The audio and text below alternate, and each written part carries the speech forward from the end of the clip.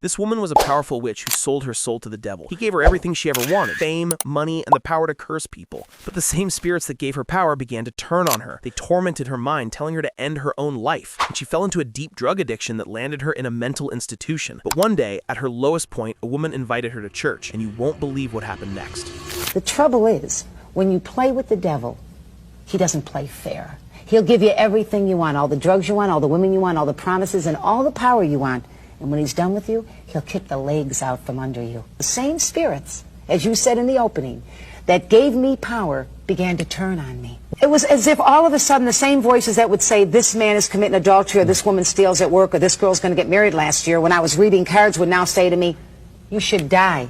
It's better to just die. Said I would walk around with a gun in my mouth. I can remember the metal used to burn my tongue. I would just suck on a gun, waiting for the moment to stop this power that I had entered into, to stop the destruction of my mind.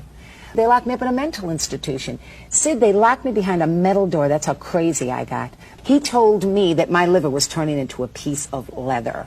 It was in that state that I decided that it didn't matter if I lived. I increased my drugs, I increased the insanity, increased the promiscuous life, increased hatred, was full of violence, and totally suicidal.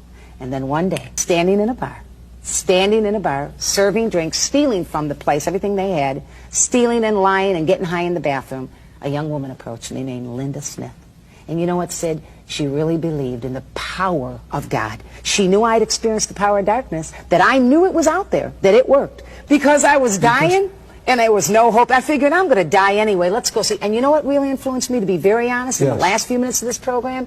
She acted like a person who didn't just put on a facade of Christianity. She lived it. She walked it. She didn't want to impress anybody, Sid. She wanted to introduce to a dying, demon-possessed tramp witch.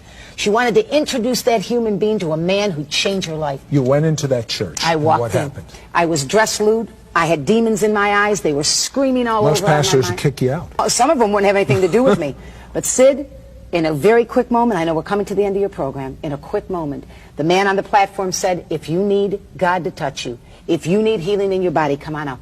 I took the longest walk of my life. When I got to the platform, and to this day it brings tears to my eyes, Jesus Christ was waiting for me. Within an instant, and I have medical reports, in a moment of a prayer of 1,800 strangers who didn't know my first name, the church stood forth, the blood-bought church began to sing the blood of Jesus. And in a moment, when they began to call on the name that people curse, the name of power and ability, my liver was healed, my stomach was healed, my mind was restored, and I left that church, Sid, never to be sane.